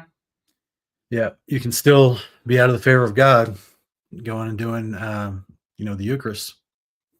So it's really about your heart, Yeah. Because God blesses people all the time in all kinds of stories throughout Scripture who have no access to any of the paraphernalia or the trappings of the holy and the righteous, So, but they're still being blessed. Samson, clearly, isn't a story of that. Just a lot of David, while on the run, not being able to go to the temple, not being able to engage in the priesthood, not being able to worship, not being able to celebrate the feasts. He's on the run, and yet he still gets the favor of the protection and the blessing of the Lord, because his heart is continually trying to do what's right. It's interesting. So we'll go to chapter 5. I figured we'll probably do 5. Okay. That should be good. So after put it back on screen. After the Philistines had captured the Ark of God, they took it from Ebenezer to Ashdod, carried it into the temple of Dagon, and set it beside his statue. When the people of Ashdod got up early the next morning, there was Dagon fallen on his face before the Ark of the Lord. So they took Dagon and returned him to his place. But when they got up early the next morning, there was Dagon fallen on his face before the Ark of the Lord, with his head and his hands broken off and lying on the threshold. Only the torso remained. That is why, to this day, the priests of Dagon and all who enter the temple of Dagon in Ashdod do not step on the threshold. This is the early origination of the Masonic initiation ritual of leaping over the threshold. Oh, I did not know that. Check out my Investigating Babylon series. I go into it in great depth. I've seen them all, but it's been a while. You can watch me again. It's been a while. Jeez. Refresh your mind. It's been a while. He expects me to remember every detail of over 500 videos you put out at this point. That's why I said, and telling the people too, it's in my Investigating Babylon series. You can refresh your mind at any time. Things I went over. So now verse 6 says, now the hand of the Lord was heavy on the people of Ashdod and its vicinity, ravaging them and afflicting them with tumors. And when the men of Ashdod saw what was happening, they said, the ark of God of Israel must not stay here with us, because his hand is heavy upon us and upon our God Dagon. So they called together all the rulers of the Philistines and asked, what shall we do with the ark of the God of Israel? It must be moved to Gath, they replied. So they had carried away the ark of the God of Israel, But after they had moved the ark to Gath, the Lord's hand was also against that city, throwing it into great confusion and afflicting the men of the city, both young and old, with an outbreak of tumors. So they sent the ark of God to Ekron, but as it arrived, the Ekronites cried out, "They have brought us the ark of the God of Israel in order to kill us and our people." Like they just don't learn. Yeah. Then the Ekronites called together all the rulers of the Philistines and said, "Send away the ark of the God of Israel. It must return to its place so that it will not kill us and our people." They know enough about that. Yeah. They know enough that God's power is so real that they're viewed as an opposing force to its power and are receiving the bad results. Yeah. That they're losing the battle in encountering God's power through this ark. They know and they believe it so much so that they're now internally fighting on who's going to hold this thing. Yeah. Right? It's hot potato. And they know that much, but they're still just not realizing like this. Our gods don't do this to us. I mean, they acknowledged that the God of Israel was more powerful than their God, Dagon. Yeah. And they still, instead of being like, oh, maybe we should serve this God. No, they're like, get the ark out of here. Again, it's about the object. You know, they're forgetting like what that ultimately means. That, yeah, if our God can completely defeat your God and dismember him without, you know, making a sound through the night, you guys just find him the next morning in pieces, you know, maybe you should consider converting. I don't know. Instead, they're just shouting, "Take away this powerful God so we can worship this lesser God." Yeah. Yes. Isn't that crazy? Isn't that amazing?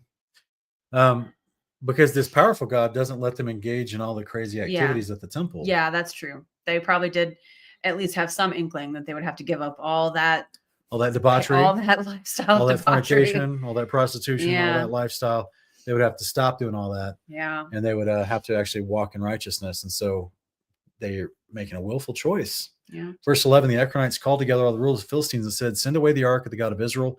It must return to its place so that it will not kill us and our people. For a deadly confusion has pervaded the city. The hand of God was very heavy upon it. Those who did not die were afflicted with tumors. The outcry of the city went up to heaven." That's quite the cliffhanger to pause on until next week. Yeah, that's interesting. What will happen next week on Sabbath Fellowship? Yeah, you know, honestly, I feel like it's such a travesty that I think I said this last time, that most of Hollywood is a Babylonian death cult and would never actually take the Bible and make it into wonderful entertainment, because there's just so many layers to this history. Like the House of David show we've been watching, it just makes me think like, man, there are so many more storylines they could go into. I mean, we were talking about the story of Saul himself, you know, and the things he went through to become king, the story of Samuel himself. Like, there's just so much to get into that I just, you know. They could have called it the House of David, but started with the beginning of Samuel. Absolutely, yeah. And then it makes more sense to why Israel fears him so much, right, and why he's so revered, and why they would believe him when he shows up to anoint David and all that kind of stuff that we don't get in that little series. And so it's sad. It's sad that because they, for whatever reason, maybe they just didn't have enough surety to know that they could get 2 seasons out of it.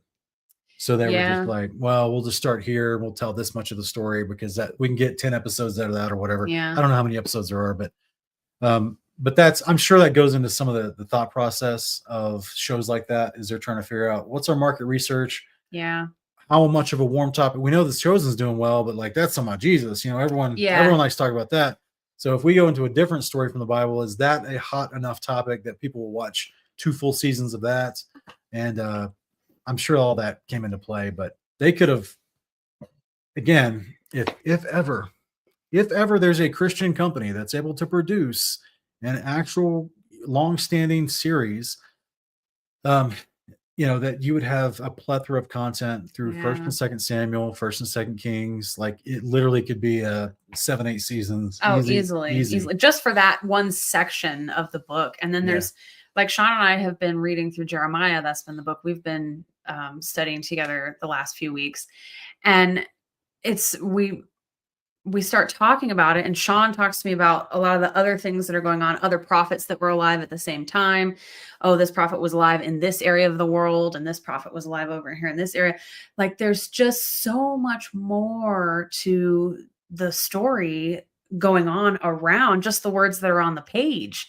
So yeah, it's a shame. I hope there's some kind of, righteous film industry in the kingdom where we can have the freedom to, and we'd actually be able to get like all the details we don't have from the books, from the angels. Like, we could make some really awesome movies and series in the That's right. kingdom, That's right. Yeah. Yeah, we won't have to worry about budgets and everything, That's right. Probably have the 100K cameras with incredible detail. Heck yeah. Thank you so much, Daughters of the Most High. Thank you so much for gifting those memberships. As you did, I appreciate that. It's amazing. So, in case anyone's wondering about the gifted memberships, we have no control over those. YouTube just gifts those out as YouTube decides it's going to randomly generate them to whoever's in the live chat. So we don't have any control over that, but we're greatly appreciative of people that want to gift memberships. So yeah, there's I think next week we'll pick up on chapter 6. Okay. Read several chapters. Love and Life 52 is asking, why did God allow Jesus to die for us when he hates human sacrifice? So Jesus Christ was not sacrificed in a temple according to the Levitical priesthood and according to God's law. It was not like that. There's aspects of Christ's sacrifice and him willingly going to the cross to become our high priest. There's aspects of that are spoken of with the language of the law, right? That he is a guilt offering in Isaiah 53, that he's the Passover lamb, John chapter 3, or Matthew chapter 3, I believe John the Baptist references him as the lamb who take away the sin of the world. That type of stuff, that language is spoken of him, right? 1 Corinthians 5:7, Paul calls him our Passover lamb. But he wasn't literally taken by the priests. And like, if you go read Leviticus and how they would actually handle a guilt offering or a burnt offering or a Thanksgiving offering, he's not an animal. So they didn't treat him like that. He was beat to death by Roman soldiers, whipped, cat of nine tails, put up on a cross, bleeding out, gave up his spirit after 6 hours, publicly executed and humiliated. That's not what happened with an animal sacrifice in the priesthood in God's temple and his system, right? With the system of righteousness that God set up for meals to be made and shared in fellowship in his house. So the language of that is applied to Christ in various ways, and that's fine. But it's not literally a human sacrifice. He willingly gave his life on the cross. He willingly went to the cross. And so that's something we should always remember. Yeah, his sacrifice was figurative, he did literally sacrifice his life, but in the terms of priestly language, his sacrifice was not literal. It's figurative. It's like how we call him a branch of righteousness or the bread that comes down from heaven. He's not literally either of those things, but that language describes an aspect of his service to us. And that's the same with the sacrificial language. And sacrificial language is used a few times in the New Testament, referring to us disciples of Christ. Paul talks about being poured out as a drink offering on the altar. We're told to live our lives as a living sacrifice to the Lord, which means choosing his ways, keeping his commandments, sacrificing our own will and fleshly desires to follow his will. So we have to remember, there's figurative language and there's literal language. So what he literally does is he's our high priest. If all we needed was just the death of a perfect man, if what we needed was the perfect sacrifice to end all sacrifices, there was no reason for God to resurrect Christ and give him an actual job called the high priest and give him a place to do that job, the sanctuary in heaven. So I would just encourage you to look more into that concept of figurative language versus literal language. A lot of churches these days, they preach something called penal substitutionary atonement, which depends upon the average person hearing that interpretive view of Christ's death. They depend upon that average person not being well studied in the front of their Bible to know the differences between what a priesthood literally does versus the metaphoric language applied to Christ's selfless sacrifice. Yeah. So that's where that doctrine confuses a lot of people. Because you're right, God does hate human sacrifice. It's something he forbids in his Right. Torah. And God doesn't break his own law. Yes, Scott, that's why you're here. Thank you, brother. We try to share story time with everyone who wants to listen. Yes, hold the front. We're going to be finishing up Hebrews here pretty soon. Chapter 10 is next. And then 11, 12, and 13 is probably going to be one video because it's okay. Thank you, sweetie. It requires less time explaining. All right. Nakia is asking, why wasn't Yah with the Israelites against the Philistines? Was it Hophni and Phinehas' fault?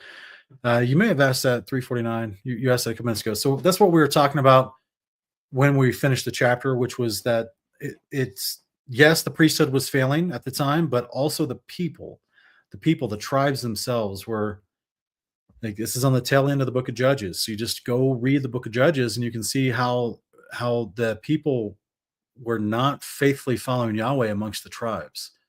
There's at this time the backdrop of the back context, the scenario background within the tribes themselves, scattered throughout Israel, is that they're also worshiping false gods like Baal, even up into Dan, right? So it's not a good thing. It's not a good thing. I think it's in I can't remember the exact.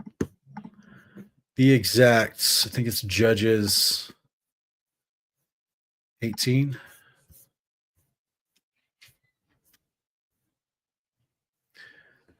Yeah, Judges 18, the Danites set up idols for themselves, and Jonathan, the son of Gershom, the son of Moses, and his sons were priests for the tribe of Dan until the day of captivity of the land, which means when Assyria invaded the northern house. So that means you've got rebellious Levites from the lineage of Moses serving the Danites as priests while they set up idols for themselves. This is in Judges 18. So that tells you it happened until the day of their captivity. So what we just read from Samuel here, ongoing in the backdrop are the Danites with Levites falsely becoming a priesthood to the Danites, worshiping false idols, just doing their own thing, just ignoring the covenant, doing their own thing up in the north.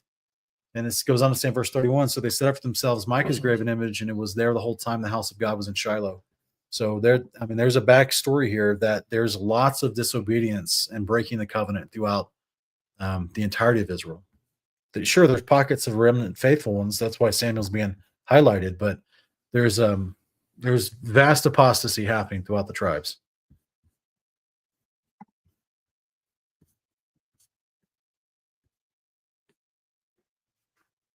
Okay, so we've got a question from a super chat.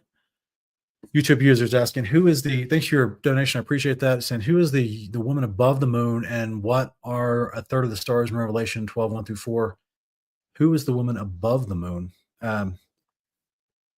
So it seems like it's representative of, in my understanding, and it's highly controversial, it's representative of both the New Jerusalem and the people, but specifically the New Jerusalem. So the people are they're referenced as the children of the woman who are persecuted by the dragon in Revelation 12, 17, but the woman themselves is also the woman of Isaiah 66 who gave birth to the man child, which is how she gave birth to a male child before. He must hear my voice, and that's why he starts running for the door. Levi's awake, so he's at the door, sweetie. Levi, hey, big boy.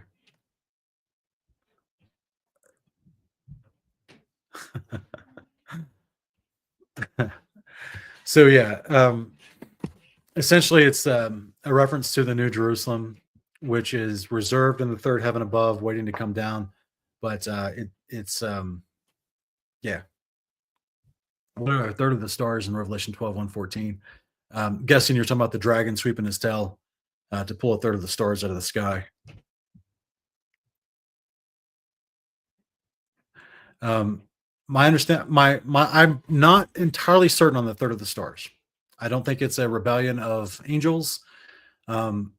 It's simply just being a common reference to rulership, as far as it pulling rulers from the heaven, specifically like the heaven in which are referenced as stars as far as the unclean spirits that exist in the upper layers of the atmosphere with Satan, and specifically them trying to attack the woman, wanting to they're being thrown down by the woman, which we see later at the end of the chapter fulfilled.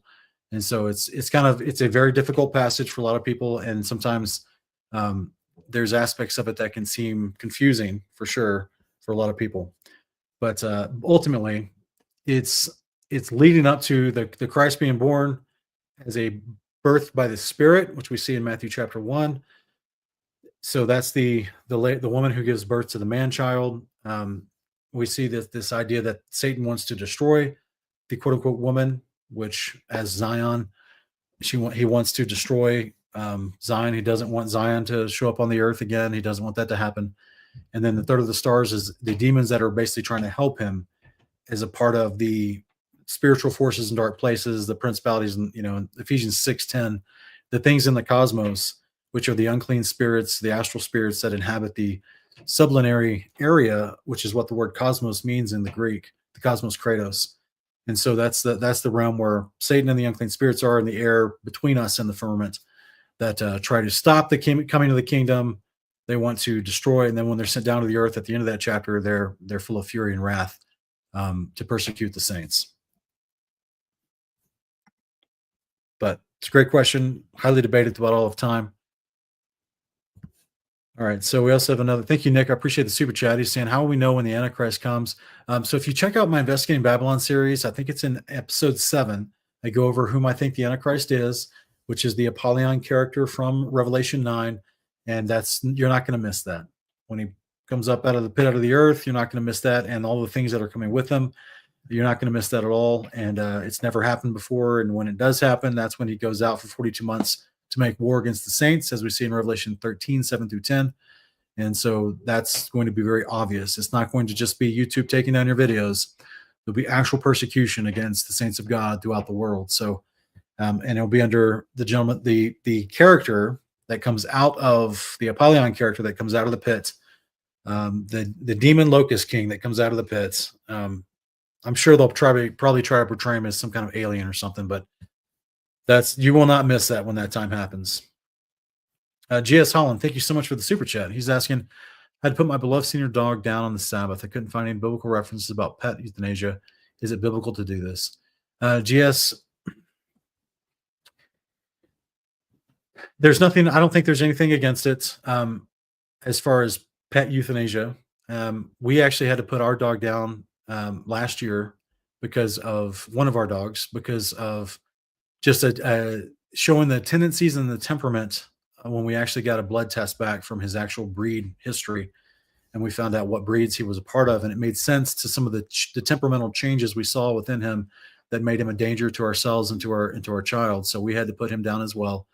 And so we don't see anything biblically against that. This is a kind of a common sense part of, it was Exodus 22. When if you have an ox that gores your neighbor, then you have to put the ox to death, because these animals, if they're getting out of their own control and they can't control themselves to treat humans with respect, then they have to be dealt with, because they're then become a deadly danger.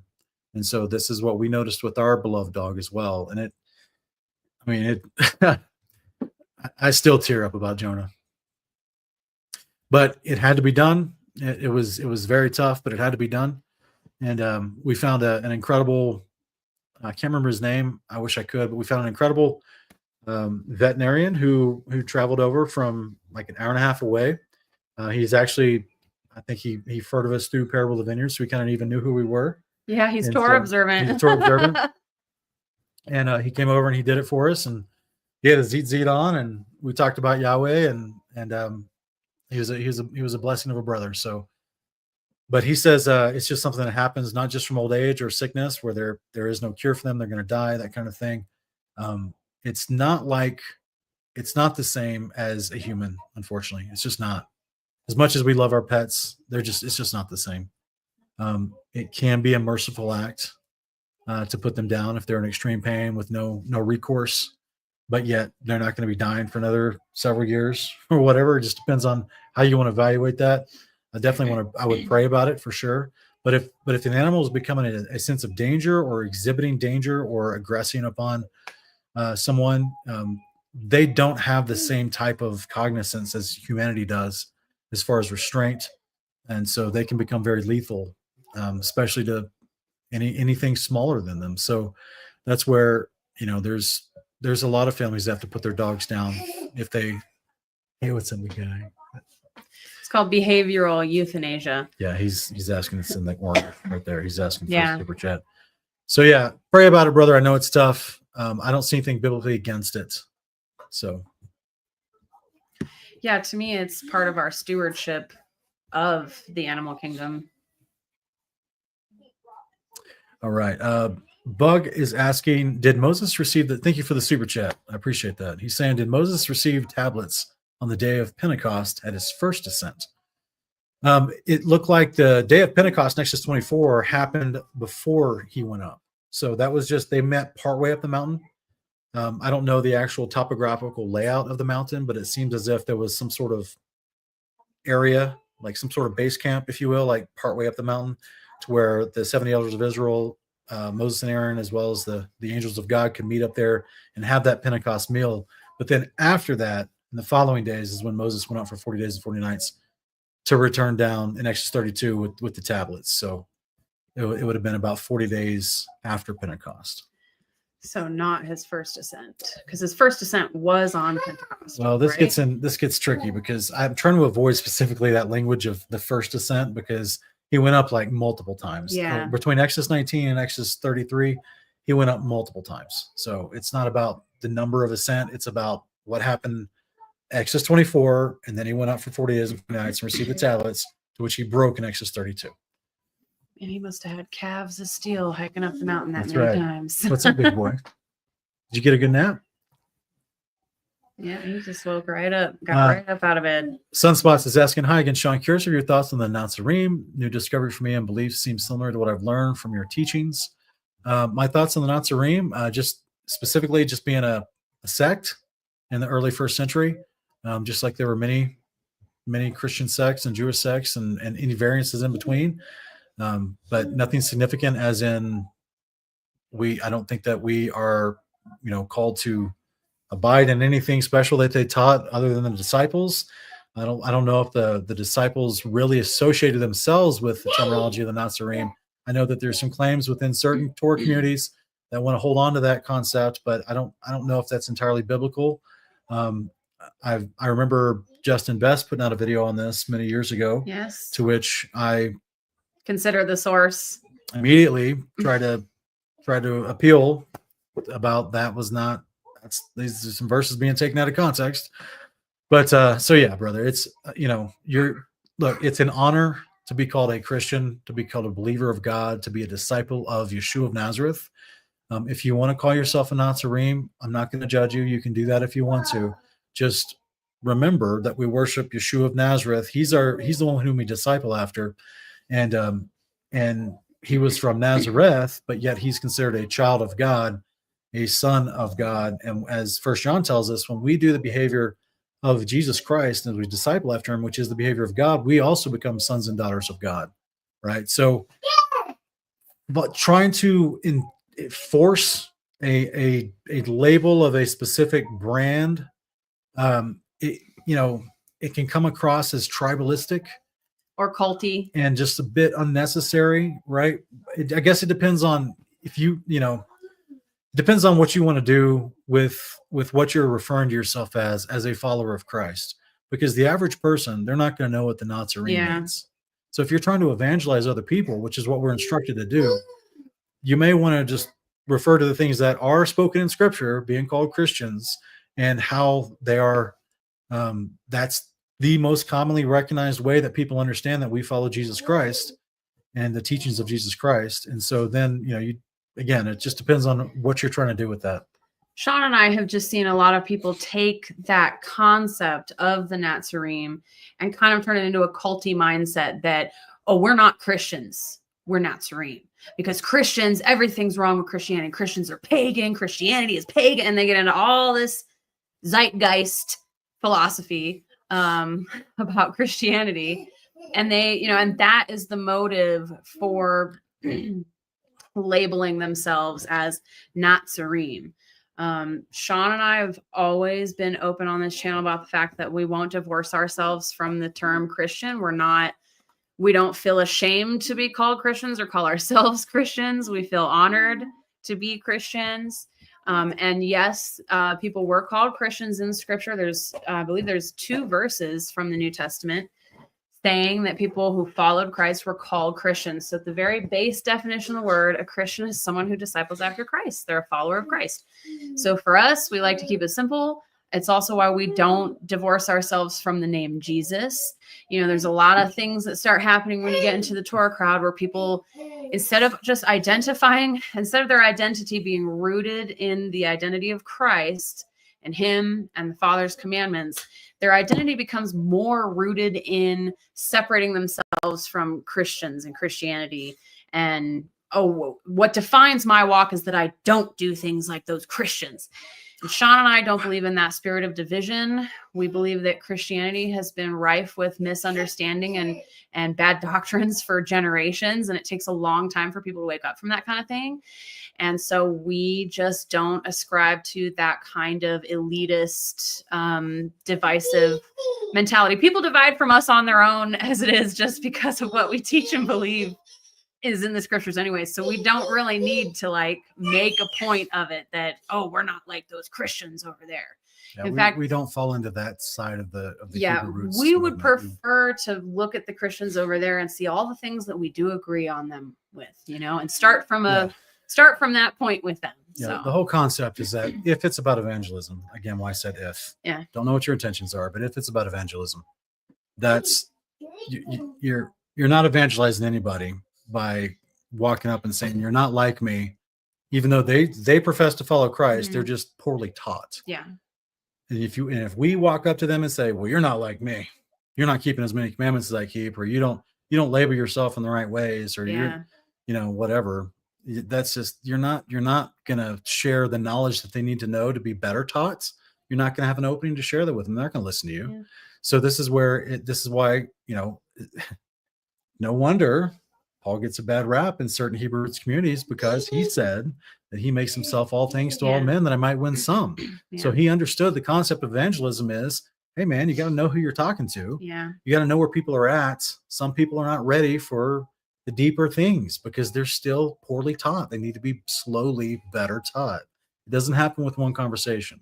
So this is where we try to be loving, patient with folks. We understand, just as in Christ taught those who are ready for deeper things, he taught deeper things. But then those who weren't ready, he gave them parables. He met them where they were at. You know what I'm saying?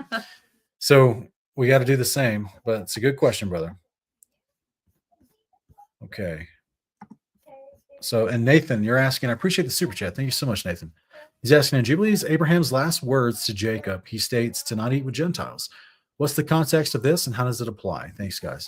So if you're thinking about Jubilees chapter 21, which is, I believe, what you're probably thinking of,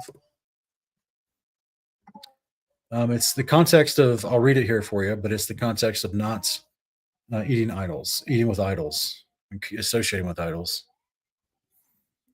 So let me see here.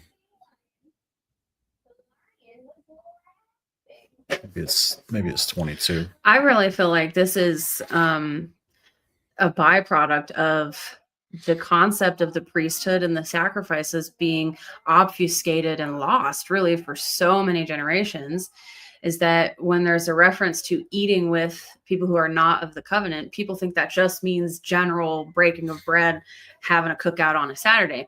But people forget that all the other nations made sacrifices to their gods as well, and eating those sacrifices was part of that worship. So, to me, when we don't understand the concept of sacrifices being a meal in the presence of your God and priests performing those sacrifices and making that meal, we don't understand verses like that and we think that there's a lot of people who take some of these verses from Jubilees and make it sound like Jubilees is this terrible false book because it forbids Gentiles from doing this or that in terms of the commandments. When in reality, first of all, when you join in covenant with Yahweh, you're no longer a Gentile anyways. So it is true that these things are given to God's people. And when you become one of God's people, you're no longer a Gentile. But then there's this, you not to eat with these people. And it's always in the context of idolatry. Idolatry, yeah. As well as, I mean, even in, I don't know if you're thinking about Jubilees 22, Nathan, if that's where you're pulling this from, so you're welcome to clarify in the comments. But in verse 20 of chapter 22 of Jubilees, Abraham is also instructing Jacob not to take a daughter from the wives of the daughters of Canaan. I mean, that's also Abraham's admonition in Genesis. We also see that in Deuteronomy. I think it's in Deuteronomy chapter 7.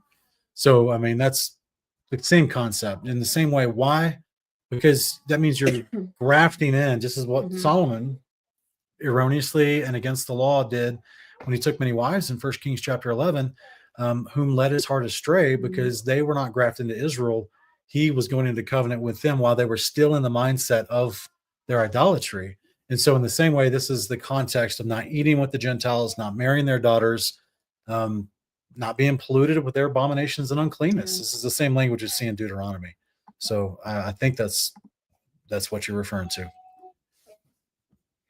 But you also are welcome to go to my live stream tab where I did this is just a few months back, I did a breakdown addressing many of the rebuttals against Jubilees. This is one of them, the one that you're asking about. And I actually do the full references, like a 4-part series I did, but I think even in the first video, I address that specific rebuttal about eating with the Gentiles from Scripture, from Jubilees, and how it's consistent. And the context is always about idolatry, not eating with them in the form of idolatry. So it's the rebuttals I did about Jubilees from arguments from Parable of the Vineyard.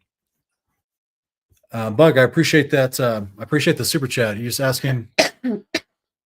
Sorry, I'm trying to figure out what the Feast of Weeks has in connection with the day of Pentecost. It is the day of Pentecost, brother. So the Feast of Weeks is the day of Pentecost. Okay, Exodus 24. They're having Pentecost. Pentecost is just the Greek transliteration of the word Shavuot, or the word given to the concept of Shavuot. So in the third month, one day out of the year, in the third month is the Feast of Pentecost or the Feast of Shavuot. Same concept. It's also referred to as the Feast of First Fruits and the Feast of Weeks. And weeks would be coming from the fact that to calculate that day, you start counting, what is it, 7 weeks? After unleavened bread is over, 7 weeks. Yeah. After unleavened bread is over. And then from that first Sunday going forward. So you have to, it's explained with better depth in Leviticus 23 and Exodus 23, as far as the Feast of First Fruits is Shavuot or Pentecost. Yeah, and Jubilees makes that very clear. It literally says it's a twofold feast. It's the Feast of Weeks and the Feast of First Fruits. Yeah, Jubilees chapter 6 tells us how Noah was keeping that same festival, and it's a twofold festival by those multiple names. All right. Just Peter's asking, was Job an Edomite? Yes, he was. 5th generation from Abraham. Check out Genesis 36. His name is Jobab. If you also want to go to the Septuagint in Job 42, verse 17, it'll give you the actual explanation, which says his name was Jobab, but it was changed to Job. And so that's why we see him being mentioned as 5th generation down from Abraham in Genesis 36. Yeah, I appreciate it, Gary. Thank you so much, brother. Thanks for your encouragement.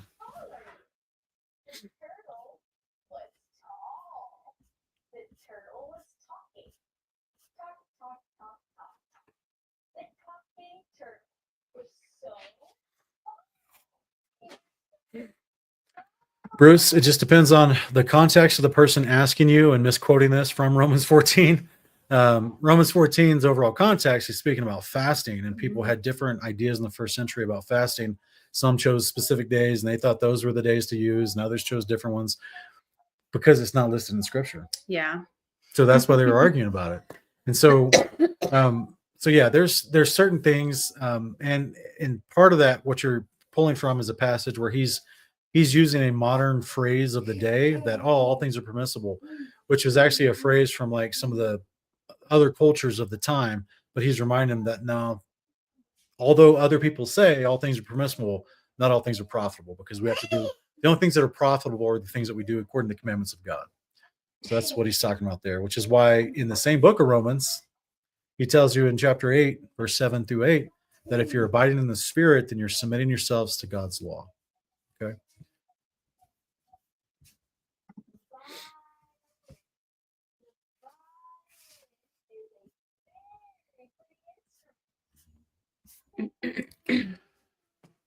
All right. NASA and SpaceX are fake, guys.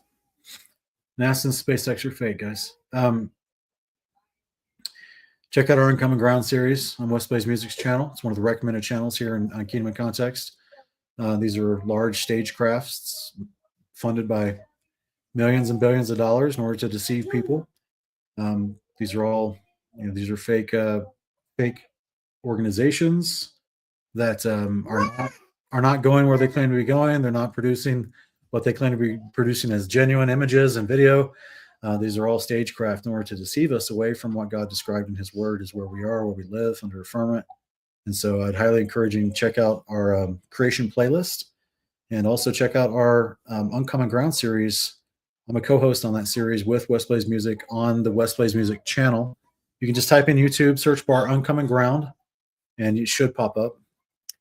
Yeah, I would encourage anyone who has, I saw someone earlier saying their faith was shooketh with the TFE stuff. And I would just encourage people to remember that ultimately we go back to the word. If we trust that that the Bible is the word of God and he's described things accurately, if you're one of those people who was sharing the 200 verses meme for the last 6 years, and then all of a sudden you've decided, oh, I must have been wrong because there's a 24-hour sun in Antarctica. So whoops, go back to the 200 verses meme and remind yourself that it's not just physical observations and scientific experiments that people have done to confirm what the book says. Like, remember, the book actually says what it says.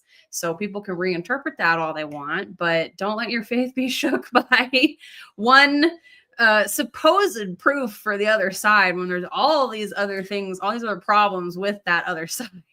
So in case anyone hasn't seen this already, go to my live tab. I interview a gentleman named Joseph Hanvey who's been modeling a 24-hour sun on a firmament. It's part of just a reflective concept of how it works on the outer exterior edges of a firmament. When you have lights on the top rotating above, it does create a concept of what would be considered a 24-hour sun on the exterior. Same thing with the rotation of the stars. He's modeling all that stuff on his channel. I interviewed him. He went over it. He showed it. We demonstrated it. It's just an aspect of how the lights in the sky reflect off the firmament from our perception, from our viewers' observing point of view. So it's not impossible. And we just didn't know it was a thing until people started trying to model it. I think it's great that we were able to go down and gather more proof of what creation really looks like. So perspective is everything, guys. You can look at it from a globey perspective, which I don't know why you would, because there are so many problems with the globe anyways. Or you can look at it from the perspective of, hey, this is one more thing we can add to our observations and working out our model. I think it was a big blessing. Yeah, I believe it's episode 12 you're referring to, Invisible Majority.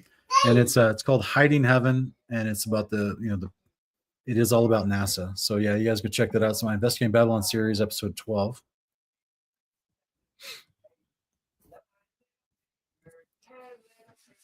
You want to grab Levi? Sure. Hey, you want to come say hi? You want to come say hi? All right, we got a cameo from Mr. Levi. What's up, big guy? Hey there. Can you see us? Yes, Say you want to say hi. wave? Say hello. Yeah, There you you say go. hi. Hi, everyone. Hello. Yeah, we're down here too. Yeah, we're on multiple screens, aren't we? So this is our camera right up here, and it's filming us. And then all the people are watching us. That's right. They're watching us over there, and they're commenting with their little words over there. Yeah, they get to write letters. Hey. Are you done? You already done? Are you done? Here we go. Okay. Well, that was a short-lived cameo today. Yeah. You just hand them to me. I'll try to hold him for a minute. Come here, big guy. Yes, he did. Come here. I would like to take this moment to invite you guys to come subscribe to my personal channel, my Spit and Mrs. Griffin. I will drop the link in the chat. Basically, I want to be able to go live on that channel sometimes. I like to go live on Facebook occasionally and just kind of talk about different. I don't plan on teaching or anything. I just want to kind of give my takes on some things, maybe react to some videos here and there. I have this really interesting conversation with ChatGPT I'd love to share with you guys. And I think people might be more likely to watch a live on YouTube because people like to scroll on Facebook. So I don't know. I just thought it might be easier for some people if I did my little live commentaries on my YouTube channel. So you can just go to Smitten Mrs. Griffin. I'll pull my channel up and put it in the chat for you and drop me a sub because that'll help me be able to go live. How do I even get to my... It's mommy talking on screen, isn't it? Let me make it bigger for you to see. There you go. Look at that. Hi, Levi. Levi's on screen. Hi. Yeah. And there's already a couple videos on here From way back. years and years ago. I want to private those. I don't know. No, I'm not. I think they're cute and funny. I did private my sister's wedding video, but my mom uploaded some videos from her digital camera like 9-10 years ago, and I don't know how she ended up uploading them onto my YouTube specifically. But so there's a couple of things on there from way back when I was much younger. One we're like walking through the Pawnee grasslands and there were so many grasshoppers that day. They were like, it was like impossible to take a little walk, but nothing. I don't think there's anything. And then there's a video of my late stepfather playing with a rattlesnake. He was a total quintessential mountain man. And him and my mom did the snowbird thing and would live places in their RV. And we were out in the grasslands one day and I was like this far away from getting bit on the ankle by a rattlesnake. And I ran back to the RV and was like, oh my gosh, you guys, I just almost got bit by a rattlesnake. And my stepdad was like, really? Let's go mess with it. And he had he had a snake hook thing. Like it was one of his pastimes, I guess, playing with snakes out in the wilderness. But so there's a couple videos from way back in the day. And then there's a couple of videos, some recipes that people ask me for. So you don't have to worry yourself with them or anything. But at some point, you might see me on there giving my hot take about something. So. Okay. Yeah. So that's that. Say bye-bye, everybody. You say bye-bye? Say bye-bye. Say bye-bye. Thank you for bye-bye. joining us. We love you guys. Thanks for being here. Mm-hmm. Say Shabbat Shalom. Shabbat Shalom, everyone. Thanks, guys. Have a great week. Thank you, guys. We'll see you next time. Daddy. Daddy, that's right.